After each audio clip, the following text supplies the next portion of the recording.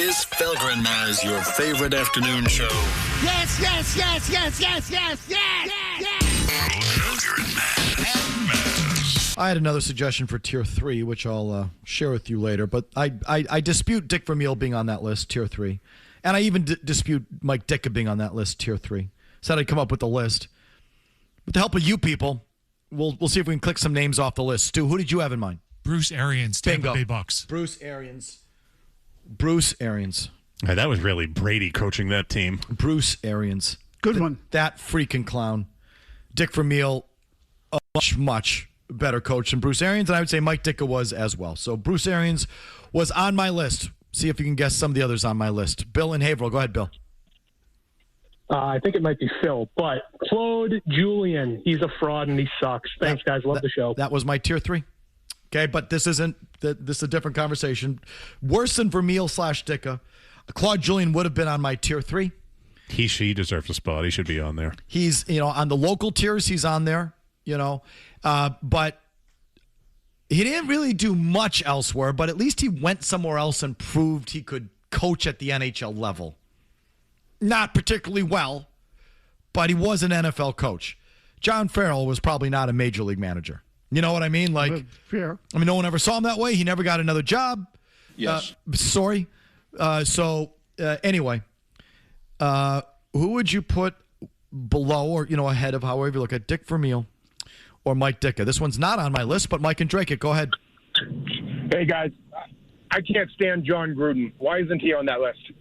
I disagree with John Gruden. He was a good coach. He went, well, I guess he didn't take that Raiders team to the Super Bowl, but he easily could have if he didn't get the tuck rule. Yeah, right. He got a bad break in the tuck rule game. That team was really good, and we know this because they went right back to the Super Bowl the very next year with Brian Callahan as their coach. Lost, got their ass kicked, but they were a Super Bowl caliber team. And if John Gruden were there, he might have just made it, and then he went immediately to Tampa and won one. Nope, Gruden is not on the list. He's not one of the worst coaches to win a Super Bowl. I disagree with that. Julien and Doc Rivers, to me, are very similar cases. I'll just add. But yeah, I think that's a good comp. Yeah. Similar, I told you, I put Rivers on the list mostly for Jimmy's men. But I wouldn't have put Rivers or Julien on there. But keep going. Robin Plainville, who's worse than Vermeil or Ditka? The biggest crybaby of them all, Tony Dungy of the Colts. Okay, you just do that because you hate the Colts and Tony Dungy, but he was on my list. I have Vermeil ahead of Dungy, but I think Dungy is comparable to Mike Ditka. Okay, again, Dungy had 2 successful stints. He didn't win a championship in Tampa. Gruden had to take him over the top. But he was really the architect of that cover, too. I was just going to say that. The Tampa 2 defense was him. So I think Dungy and Ditka are in the same tier. See, I put Dungy ahead of Ditka because Ditka didn't create the defense. Buddy Ryan did. Yeah, probably so. It is true. I put Ditka and Bill Cowher on kind of the same. Oh, Cowher.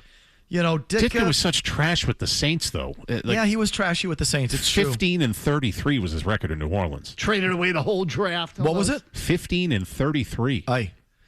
Yeah, Ditka is more deserving than Vermeil. For Vermeil, I'm not saying Vermeil's great, but he took that Eagles team way back when, and then to come back however many years later and get another team to a championship that's not sucking.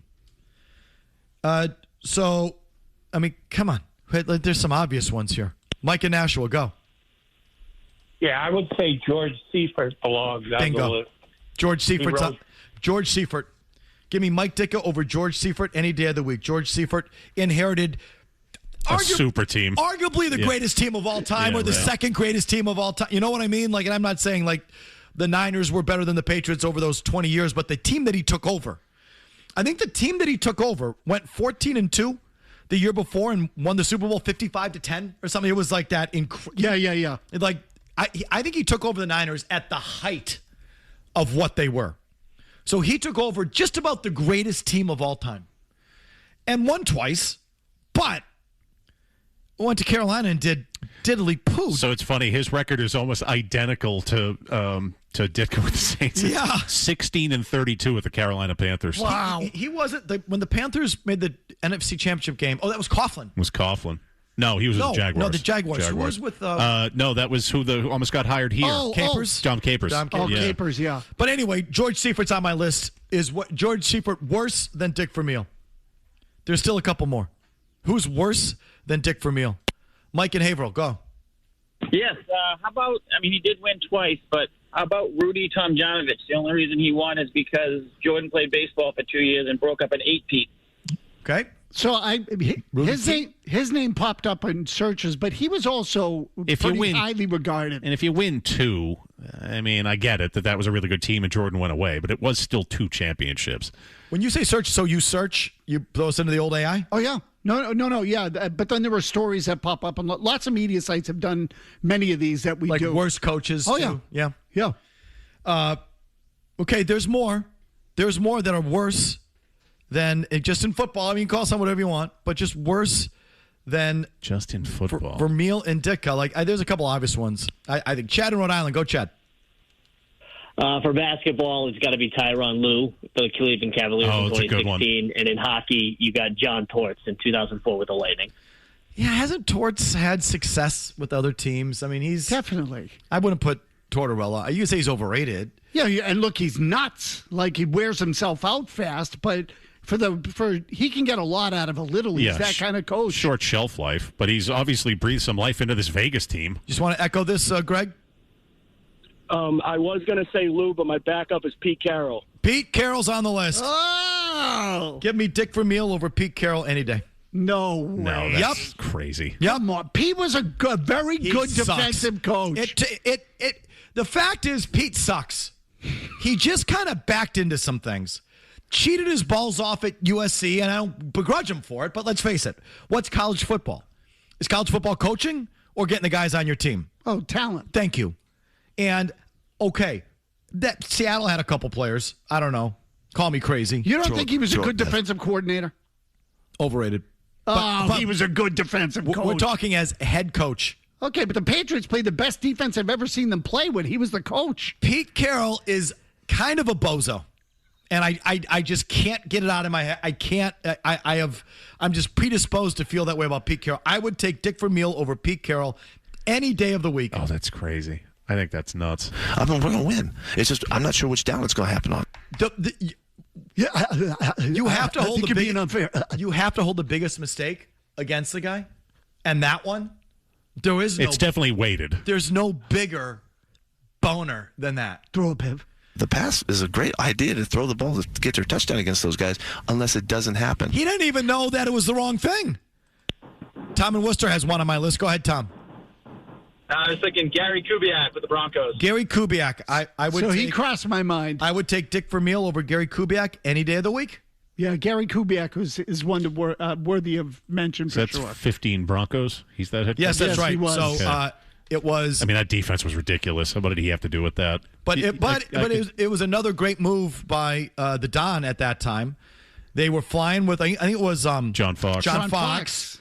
They were going to Super Bowls and all of this, and Elway said we need a change, and he changed it immediately. I think they won this first year, if I'm not mistaken. I think that's right. But it's a guy who did absolutely donkey dong after that. Did absolutely nothing that I can think of. It's called Halo. Thank you, Pete. There's still more. There are still worse than Dick Vermeil and Mike Ditka. Here's Mike and Woburn with a hockey addition to the tiers. First one, it should be obvious, is Babcock. Babcock was lucky to get into the Cup Finals because Jaguar dragged him in with Anaheim, and then he goes to the absolutely loaded Detroit Red Wings, wins one, and then botches the other when they were they were a better team the next year against the Penguins. And since then has done absolutely nothing except make everybody in the league hate it. Okay. And the other one is John Cooper.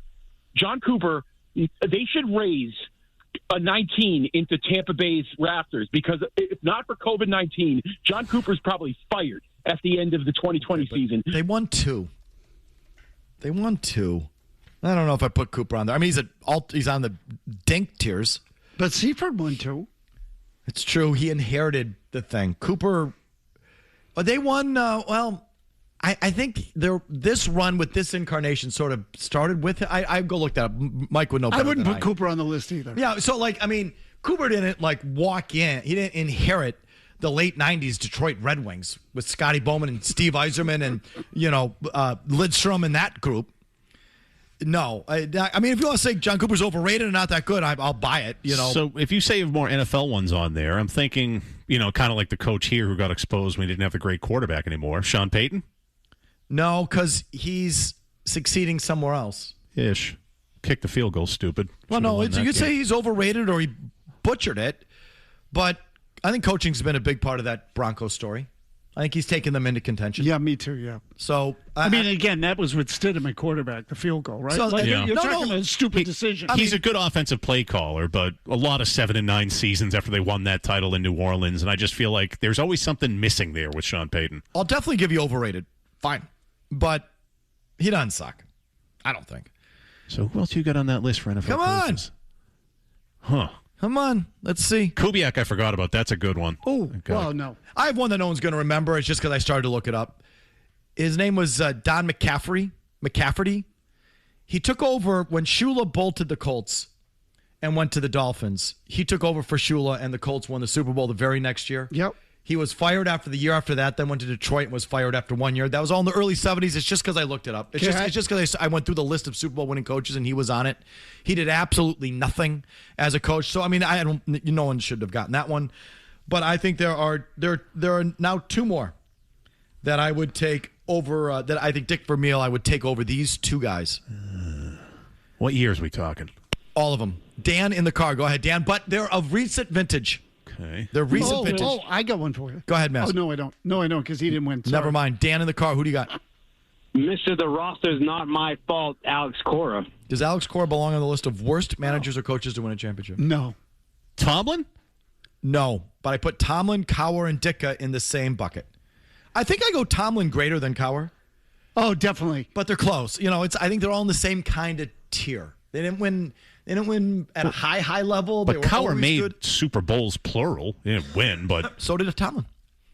Right, he did that, right. Yeah, they're similar profile as the Ditka. I know what you mean. Similar profile, similar. So I don't have the records in front of me, but I would guess they were always kind of good. Ditka had some horrible years. Cowher and Tomlin never really, but not that next level of greatness.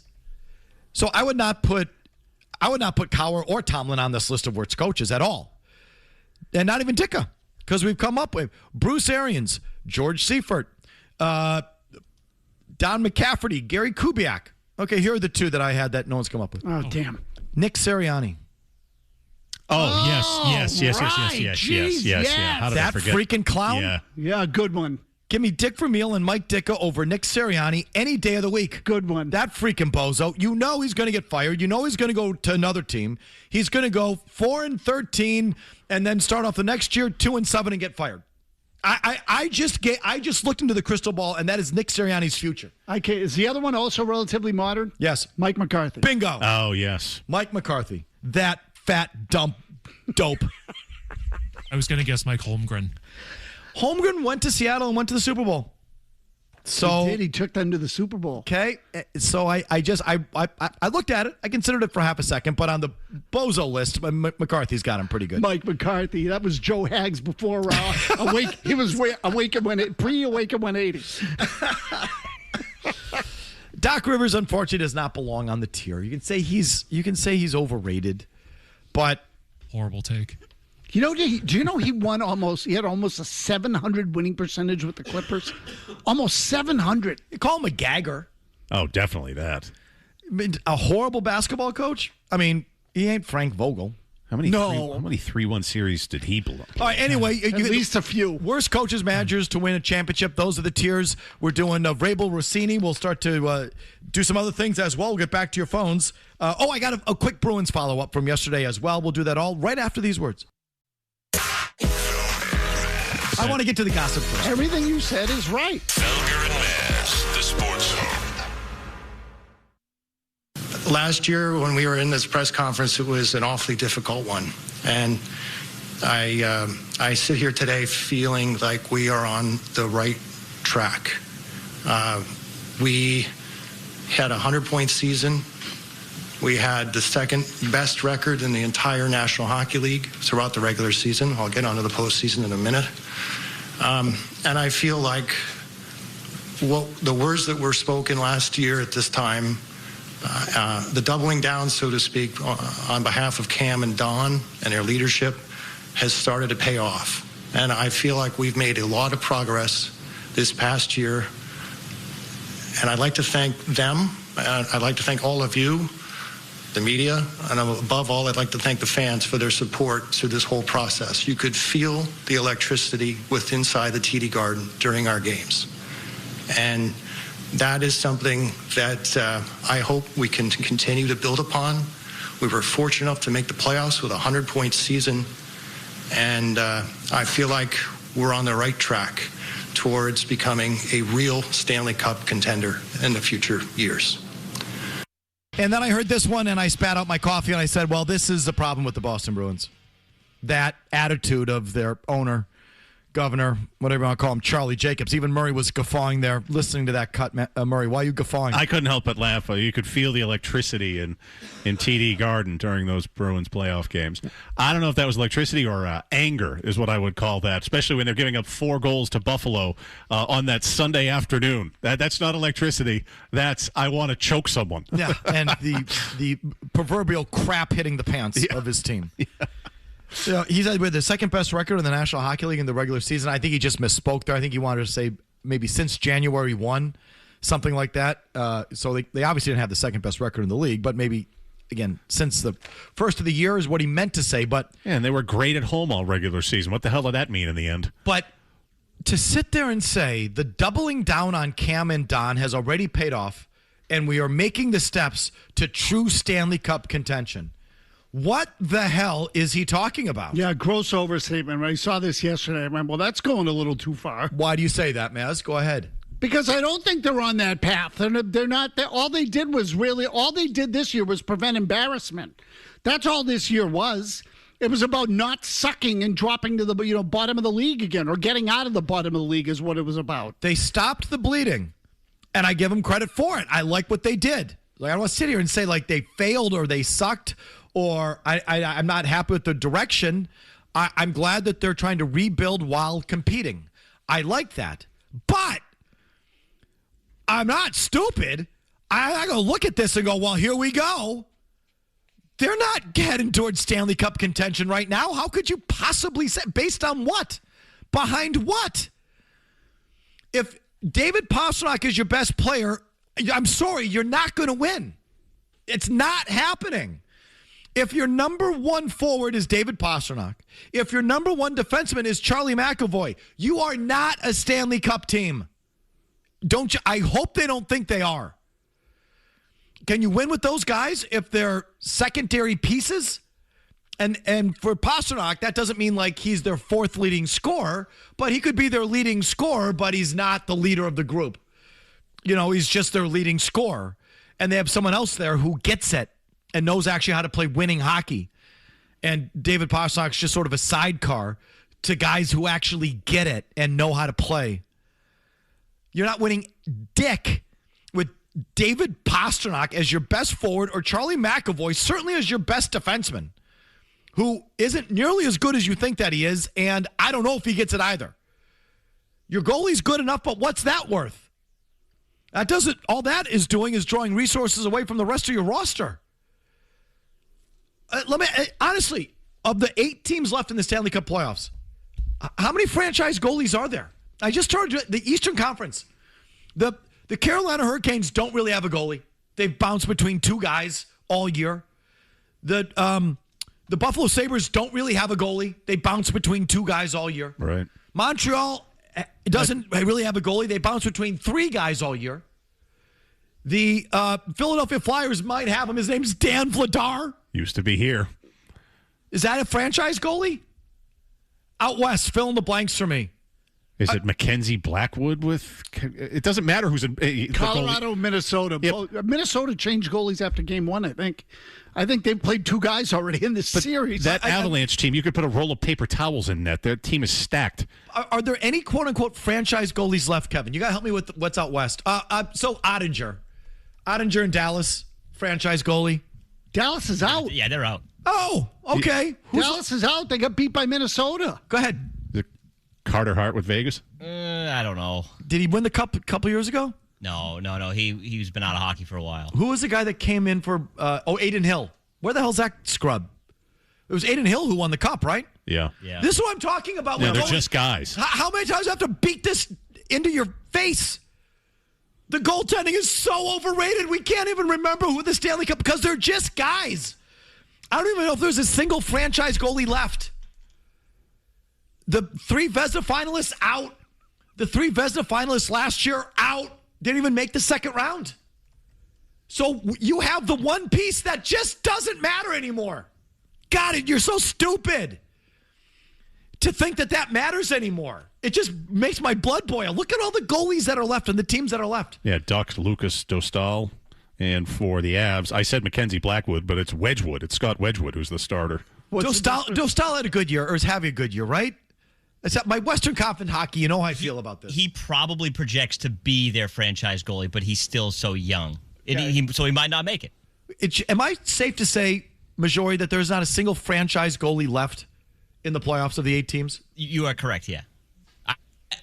Yes, that's what I would say as well. I don't think there's a single franchise goalie left. Dan Vladar's not a franchise goalie. No! So, God, you're also stupid to get so horny for the goalie. It doesn't matter. God. But back to the Bruins' alleged Stanley Cup path. David Pasternak's their best player, and he plays losing hockey. Charlie McAvoy's their number 1 defenseman, and he is not even close to that. If he's your number 1 defenseman, you don't really have one. All you have is, the only piece you have is the goalie, and it's proven now recently that it doesn't really matter. Your youth. So what are you building around? Fraser Minton? I like him too. That's what you're hanging your hat on? The effing kid at BC, who I didn't mind his game, but he played himself right out of that lineup when the games mattered, didn't he? Was he out in game 3 or game 4? And let me ask you this. All these prospects. Don't they have like 6 guys at Boston College, Kevin? Aren't there like 6 or 7 effing draft picks at BC? They're probably down a few now because Hagens is now with the Bruins, and I think there's 2 guys that are just going to leave. Okay, because they're not last year. I believe it was 6. Last year they had 6 of your guys. You know they sucked. BC. And I'm not just saying that like BU as a BU guy, BC sucks. No. They sucked. They didn't even make the tournament. Correct. Doesn't that concern you? That you got 6 draft picks skating around in college, and they got bounced in the semifinals of Hockey East? Doesn't that tell you something? How can you feel good about a prospect pool that's 6 effing guys are at Boston College, and they sucked? I don't. Yeah, well, the 2 best players on the team last year were your prospects, though. They sucked. Like, it wasn't their fault. They led them to the NIT, if that even exists. They didn't make the NCAA tournament. That would concern the hell out of me. If I had 2 high draft picks on a college team, I'm playing for the national championship. Well, I feel the same way. What did Penn State even make the tournament? If not, they were bounced early, right? I feel the same way about the Leafs and McKenna, but this is a sidebar. Where is the Stanley Cup path? What are we talking about? Who are the bright young players? Mason Lohrei, I give a break to, but the vast majority of people look at him and say, that guy blows. Who's their bright young defenseman we're talking about? They don't have one. And Hagens? Oh, my God, for all the carrying on you people did about Hagens, they got one whiff of him in the playoffs and said, take a seat. He's getting beat out in the lineup by freaking Louis Reichel. I can't remember these bums. Reichel? Esimont? So that's it? The James Hagens kid? Who took the Boston College Eagles all the way to the second round of Hockey East and then was done? And the rest of those guys who took Boston College to not even the NCAA tournament, you have no young defenseman that I can think of unless you want to include Mason Lohrei, and you don't. David Pastrnak plays losing hockey. Charlie McAvoy is wicked overrated. So where's the Stanley Cup contention coming from? What the hell is he talking about? And the doubling down on Sweeney and Neely was really paid off? Good grief, is that a leap? Sweeney did a decent job plugging some holes and getting them back to the middle of the pack. I'll give him credit for that. That doesn't mean all of a sudden you're on the way to the Stanley Cup. Good grief. See, this is their problem. They get a little too excited about the 7 seed and some home playoff games. 3. They loved that. This is their problem. The only thing you really have is the goalie. And we've just proven to you, the facts have proven to you, that doesn't mean dick. But yet we're getting the cones out on Boylston Street? I mean, I'm sorry. That commentary by him yesterday was outrageous. Outrageous. I see no sign. I see a team that has played their way and might be working their way back into the playoff mix. But I see no signs, none, of a championship mix. None. I don't see any light at the end of the tunnel. I don't see any one little thing that I can project forward and say, that's Stanley Cup. That's got my Stanley Cup antenna up. Nothing. It came off as an empty sales pitch. Jesus. Like he was trying to convince people. So, okay. I just didn't want to get that off my chest. I'm sorry. Back to your phones after Big Jim Murray gets you updated. Now, more of Felger and Mazz. Now, on the Sports Hub. When you look at this roster, do you think that you guys have enough high-end talent or star power? You said you want to be more than just a playoff team. You want to be a contender. Yeah. Do you think you need to add more high-end talent? Yeah. We got bounced in the first round. So, yeah, we need more talent. We need more speed. That's something that, we have to try to acquire one way, shape, or form. But you look at the elite teams in the league, we're not there. And like I said 2 years ago, when we stripped it down like we did, you're not going to be there in one season. So it's going to take some time. But what we accomplished this year, I give the guys credit, but it's like I said early on, it's building blocks. So we've got work to do to improve this club still. But that's at least a relatively honest assessment. That's a real assessment. Yeah, I'm not jumping. That's the story. They need more talent. Like, to me, I just think when you hear those kinds of comments from Jacobs, I think it hurts the franchise. Sounds Red Soxian. Yeah, it comes off as phony and fake. Like, dude, and detached. Anyone who has half a clue looks at your roster, your organizational roster, and says, "You're not on the road to the cup." Did any single fan feel that way at the end of the season? No. And I don't think one of them did. It's not just that. Well, I thought there were fans who got carried away, Mazz, actually. I heard a lot of people, even present company included. Well, the East isn't that big. They could beat anyone in the East. I sort of laughed at that one. Like, no, they can't. Okay, but I even think that that's different, Mark, because I would say that's saying that the field sucks.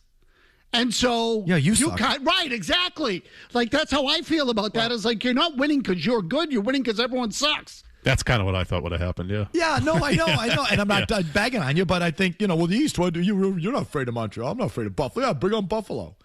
Those teams are better than you. It's just to do the cup thing. Oh, my gosh. There's no one who gets it. So, like I say, some fans got carried away. But in a moment of truth and honesty, you look at the roster, and there's nothing cup-worthy about the team.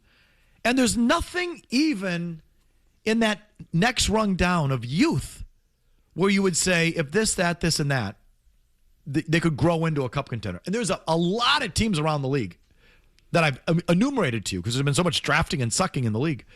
But there are a lot of teams who have all these high draft picks floating around in their organization where you say, well, if it all finally comes together in San Jose or Chicago or Detroit or wherever, all these teams have been drafting high for years and years and years.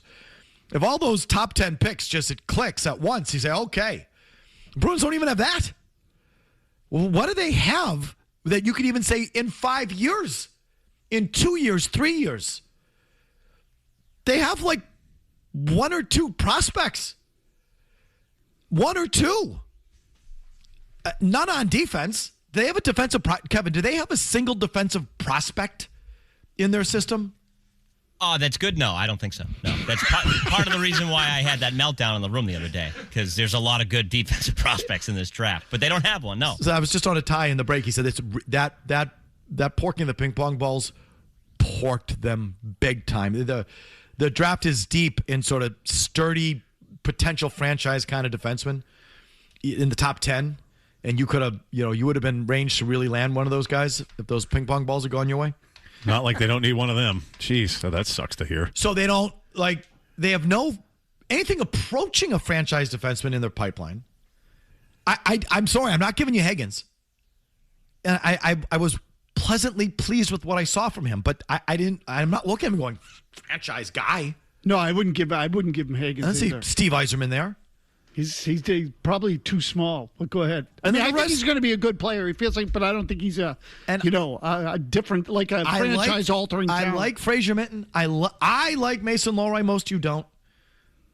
Who's Tadinov? Like, what are these? Are all role guys. You don't win cups with those. You win cups with those that go guys on your third and fourth line. You don't have anyone at the top of your forward or defense group. No one. Maybe Higgins. I mean, did you talk on the way to the cup? On what planet? I'm going to stop ranting here now and go back to the phones. Jason's been waiting patiently on Mike Vrabel, which is how we began the day. Go ahead, Jason.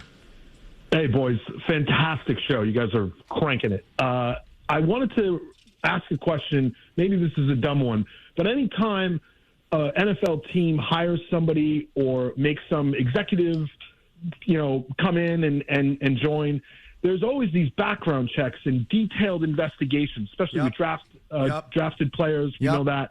Where's the angle there? And if the Patriots did investigate Vrabel and found this, are they covering it up? Did they just say, "Oh no, we know that guy"? Well, let me tell you what, Jason. Jason, I'll cut you off and thank you. Did they take a look at Vrabel's off the field stuff and did they find out he was banging Rossini? Maybe. A lot of people knew he was banging Rossini, allegedly. Would that prevent them from hiring him? No. I mean, I don't think so. Me neither. They'd say, don't be stupid. Don't, just don't make us look bad. I mean, you start playing that game with NFL coaches. Right. You won't hire anybody. So did they know maybe if they didn't, they probably should have because a lot of people knew?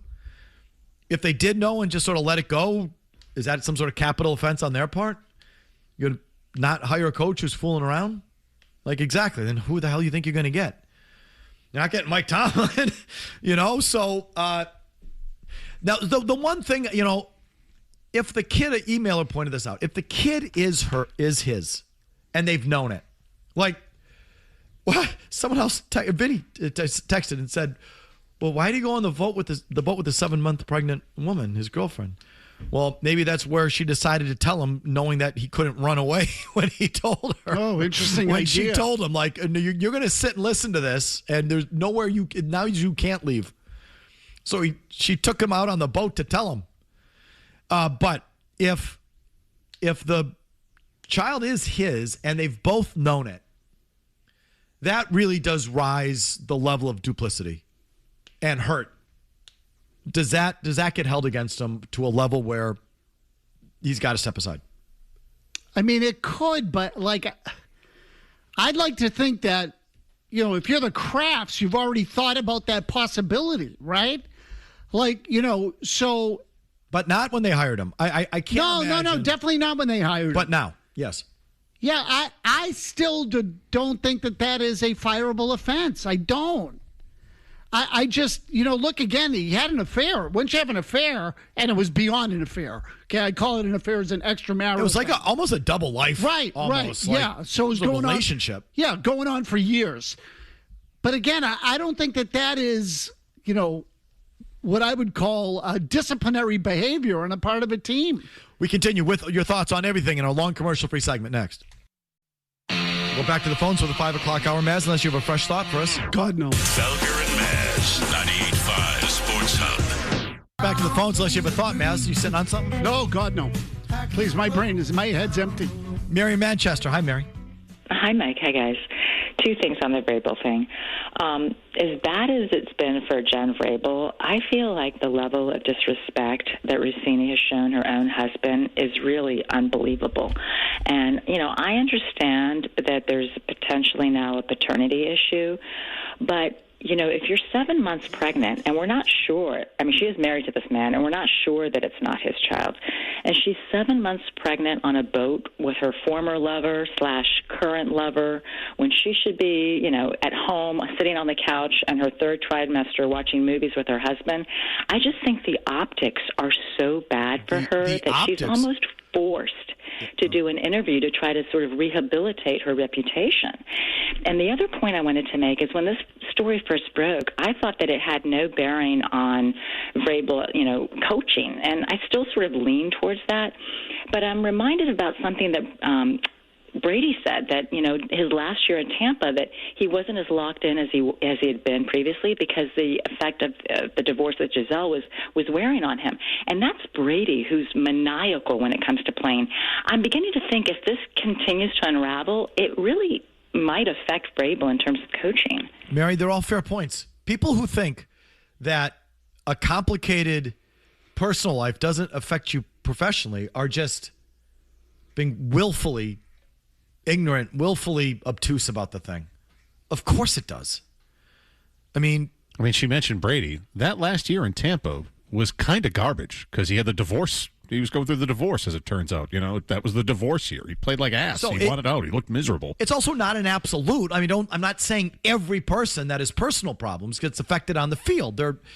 You can get away with it for a time, and people do. I'm sure there's been athletes and coaches that have succeeded at a high level with their personal life being a complete mess. But for every one of those, I'll give you another one who was distracted by their own personal life and did not perform at their best. It cuts both ways. The large majority of people are not robots. Okay, there are people out there who are wired in such a way that things just don't cross. They compartmentalize things and they don't let them overlap, and they have the ability to do that. Most people don't. But even if Vrabel does block it out, and he's doing well with it himself, if they're 1-4, what do you think people are going to start talking about? For sure. And the more I think of it, we've been trying to get, what is Florio sitting on something that he knows that he doesn't want to report, or has heard and can't, doesn't want to report it because it's not solid. He doesn't even know if it's true or not, but he's heard things, and so he's sounding. What does he know? Why have the prediction odds gone down the way they've gone? We're trying to figure out what could it be. And the more I think about it, Mazz, could it be if it's his kid? That is, and the duplicity really goes a whole nother level. That's kind of dark. You know what I mean? I don't know. No, look, it's a legit question. Because again, all I can give you is, to me, I wouldn't fire a guy for that. Because again, if he's having an affair, then they sort of go hand in hand. And he knew it was his kid, yet he let the entire Rossini family and Vrabel family and the entire NFL world carry on as if that wasn't his kid. You don't think that? Well, you go back to those initial comments, that laughable. It looks extra. Well, not just that. Well, if he knew that at the time that, if he's leading a complete double life, or you know what I mean? Yeah, I got you. This isn't landing. You don't get it. It's one thing to cheat. There's one thing to carry on a relationship. Now you actually had a kid. You knew it was your kid, and neither you told either buddy. And doesn't that take it to one extra level? Yeah, sure it does. Of sinisterness. Sure it does. That's evident. But in the level of this being a scandal that's being talked about reaches a completely nuclear level if that comes to fruition, and they're not going to be able to escape that. They're going to have to deal with it day after day after day after day. And I think the organization might look at themselves and say, like, okay, we don't want to fire him, but you're going to have to walk away for a year here. This is too much. Mazz, no, what you're describing is a true double life. And it might be more in the court of public opinion, which they have to worry about. But it's like, you had an affair. Well, everyone makes mistakes, and we're all human, and that doesn't change what he is in my eyes very much. Okay, then you find out it's not just an affair. It's been a 6+ year relationship. And then you say, okay, yeah, that's not good. That's worse than just a single affair. And that's not a mistake, quote unquote. That's a choice that you made for years. And now I look at you differently, but it's still in the realm of you're human and we make mistakes. Okay, now you didn't just have an affair. Now you're not just having a 6-year relationship.